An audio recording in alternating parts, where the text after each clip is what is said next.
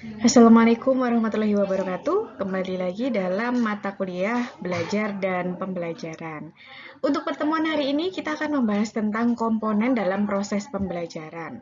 Nah, dari kata komponen ini sebenarnya teman-teman sudah bisa mengira kira-kira nanti apa sih isi dari materi kita, yaitu berarti adalah part ataupun apa saja yang dibutuhkan ataupun bagian-bagian yang harus kita persiapkan ataupun yang berkaitan dengan proses pembelajaran gitu. Apa saja komponennya kita belajar bersama. Nah, nanti harapannya dalam materi ini teman-teman bisa memahami, kemudian nantinya bisa menyusun komponen-komponen dalam proses pembelajaran. Oke, mungkin ada yang tahu apa sih sebenarnya komponen pembelajaran? Mungkin teman-teman ada yang sudah membaca. Oke, jadi di sini sebenarnya komponen pembelajaran itu adalah bagian-bagian ataupun part yang nanti dibutuhkan dan dipersiapkan dalam proses pembelajaran. Jadi, dalam memulai pembelajaran kita harus mempersiapkan hal-hal tersebut gitu. Apa saja sih? Mari kita lihat. Nah, di sini ada komponen inti dalam pembelajaran. Nanti akan Bu Asa jelaskan juga beberapa komponen yang lebih lengkap. Tapi di sini intinya, ketika kita mengajar harus ada 5 komponen ini. Gitu. Yang pertama harus ada tujuan pembelajaran. Nah, ketika kita mau memulai suatu pertemuan ataupun proses pembelajaran, kita harus bisa menentukan tujuan apa.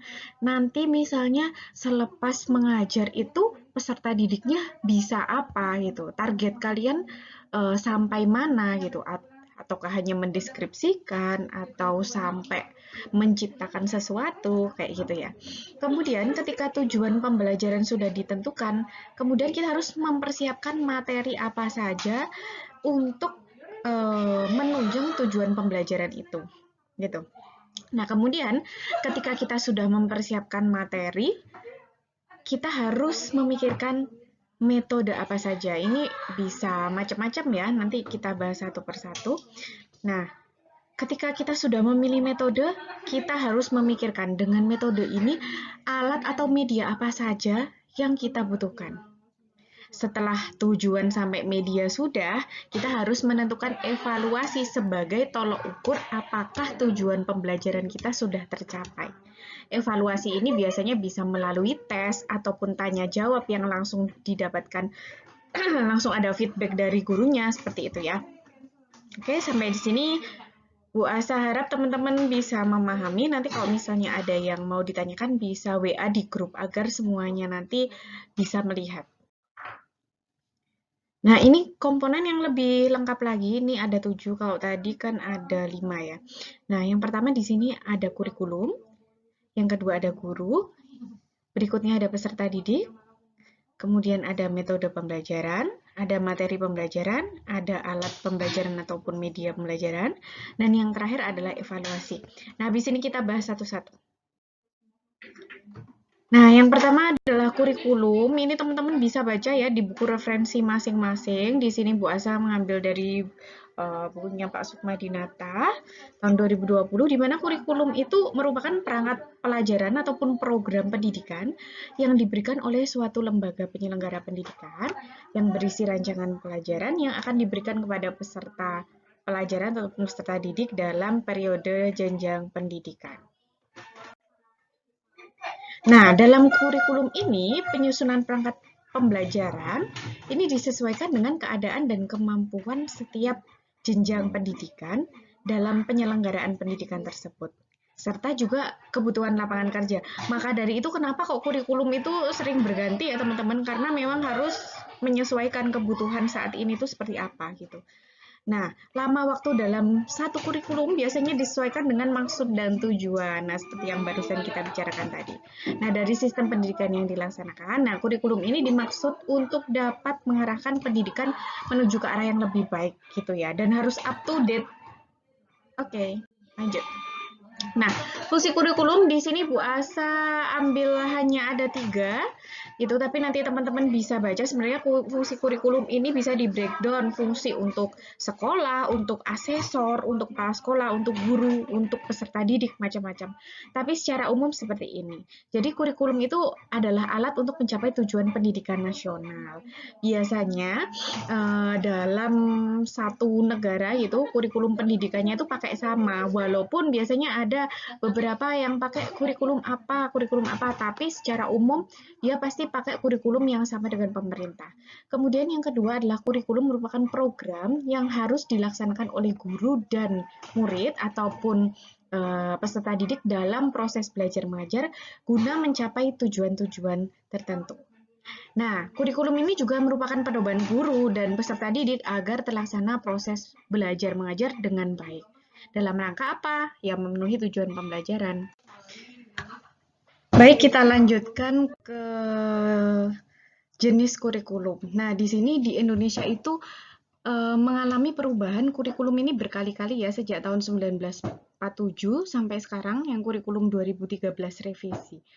Nah, kenapa sih sebenarnya kok kurikulum itu berganti-ganti yang seperti yang sudah kita bicarakan bahwa kurikulum itu harus memenuhi dengan tuntutan ataupun kebutuhan yang sedang ada pada era tersebut gitu. Jadi makin lama harapannya kurikulum itu bisa mengatasi permasalahan pendidikan dan kemudian outputnya itu memang memenuhi kebutuhan yang ada di lapangan maupun di dunia yang memang kalau kayak saat ini tuh kayak lebih ke 4.0 ya, berarti kurikulumnya harus lebih ke scientific approach kayak gitu. Nah, kurikulum 2013 revisi ini memang kebanyakan pendekatan yang digunakan memang lebih ke scientific approach kayak gitu.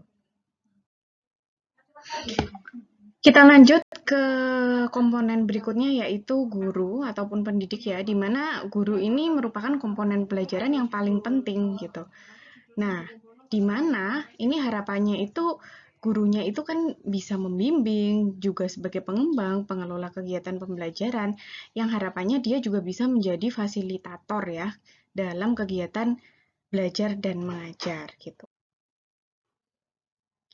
Yang tidak lepas lagi ini adalah komponen peserta didik di mana memang ketika ada suatu proses pembelajaran itu memang harus ada peserta didik, baik formal maupun yang sektor pendidikan non formal gitu. Jadi harus ada pendidik dan juga peserta didiknya. Kemudian yang selanjutnya, setelah ada guru, setelah ada peserta didik, maka harus ditentukan metode pembelajarannya. Di mana metode pembelajaran ini sudah pernah kita bahas dulu di awal-awal pertemuan, yaitu di mana dia adalah cara yang bisa digunakan untuk membantu proses belajar dan mengajar. Nah, untuk metode ini macam-macam, ada ceramah, ada tanya jawab, ada diskusi, kayak gitu. Nah, ketika sudah menentukan metode, maka nanti teman-teman akan gampang untuk menentukan pakai pendekatan apa, pakai strategi apa, pakai model apa, kayak gitu ya. Kemudian tidak lupa juga harus mempersiapkan ini, materi pembelajaran. Materi pembelajaran itu harus tepat dan cocok dengan tujuan pembelajaran yang diharapkan oleh seorang guru itu tadi, gitu. Kalau sampai mendeskripsikan aja berarti materinya harus sampai apa. Kalau sampai meng-create ataupun menciptakan suatu produk harus sampai apa materi yang diberikan. Itu harus benar-benar di-planning secara matang. Kemudian media. Setelah teman-teman menentukan metodenya, kalau udah metode otomatis modelnya juga harus ditentukan, maka teman-teman juga harus bisa menentukan alat ataupun media pembelajaran yang digunakan. Nah, sebelum menentukan media, teman-teman harus melakukan analisis dulu. Apakah ketersediaan fasilitas yang ada di tempat kalian mengajar itu memenuhi gitu untuk memakai media tersebut. Untuk pengertiannya nanti bisa teman-teman baca, nanti slide-nya ini akan Bu Asa bagi juga di si pejar. Nah, kemudian yang terakhir, ini evaluasi. Nah, evaluasi ini sangat penting karena dia adalah tolak ukur apakah tujuan pembelajaran pada waktu itu terpenuhi atau tidak. Nah, di mana di sini evaluasi itu merupakan suatu tindakan atau proses untuk menentukan nilai dari suatu hal. Nah, untuk evaluasi yang objektif itu mudah, tapi untuk yang subjektif itu memang agak susah gimana. Nah, bab evaluasi ini sudah kita bahas di pertemuan yang sebelumnya gitu tentang assessment. Teman-teman bisa baca kembali kalau misalnya lupa. Nanti untuk memperdalam tentang evaluasi ini juga bisa teman-teman pelajari lebih dalam di mata kuliah evaluasi pendidikan. Oke, cukup sekian dari Bu Asa. Silakan dibaca slide-nya. Jangan lupa juga membaca referensi yang lain karena pada dasarnya yang Bu Asa berikan ini adalah hanyalah kata kunci saja. Nanti harapannya teman-teman tetap bisa belajar sendiri dari internet juga boleh, dari sumber yang lain juga boleh. Oke, good luck. Assalamualaikum warahmatullahi wabarakatuh.